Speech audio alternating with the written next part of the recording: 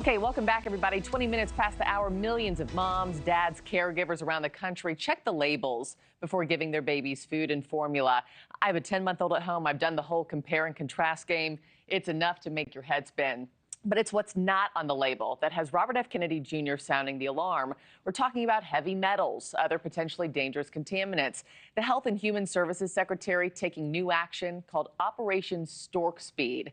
NewsNation Now weekend anchor Anna Koyman has been looking into this one for us.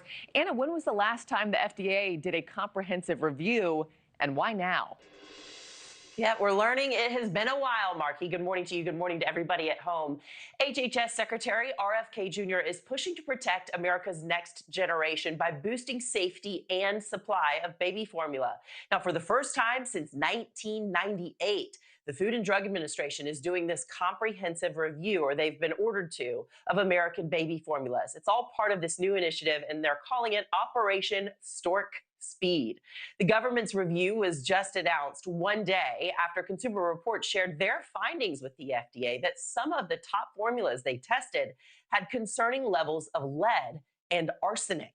It also comes on the heels of the shortages that shook the Biden administration back in 2022 and caused parents to be in a frenzy over whether they could even get the specific formulas that their infants needed. So Operation Stork Speed follows a big meeting with those top CEOs of those baby formula companies. And Kennedy is directing the Food and Drug Administration to work with industry leaders, health experts, parents, and educators as he collaborates to clean up the American food supply.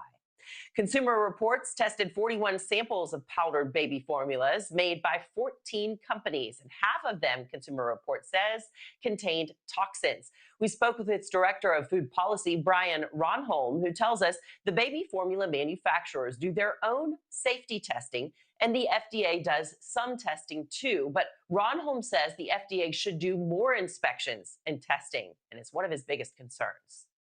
The potential landmine here, though, is the FDA going to be provided with adequate staffing and resources to be able to follow through with a lot of these actions that they've promised? If the agency continues to get cut, continues to lose staff, it'll really impact their ability to maintain the safety of infant formula. And we've seen so many cuts across the board in so many different agencies, Markie. The good news from Consumer Reports, they say, is that they did find plenty of formula options with lower readings of heavy metals and contaminants. And that means that although some heavy metals do occur in nature and do end up in our food supply, there are ways right now, currently, to source raw ingredients that are at safer levels. Yeah, and for parents and moms like me who have to give their baby formula, you pray that what you're giving them meets the gold standard, right? So we're all over this one. Anna, thank you.